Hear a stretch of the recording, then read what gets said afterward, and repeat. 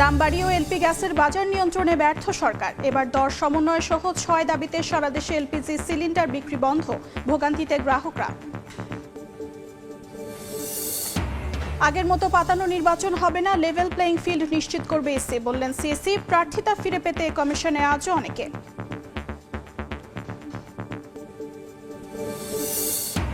শরীয়তপুরে বোমা বিস্ফোরণে বিধ্বস্ত ঘর, ৭০০ মিটার দূর থেকে যুবকের হাত বিচ্ছিন্ন, মরদেহ উদ্ধার। আহত ২। ককটেল তৈরি কিংবা বিস্ফোরক মজুদ ছিল কিনা তদন্তে পুলিশ।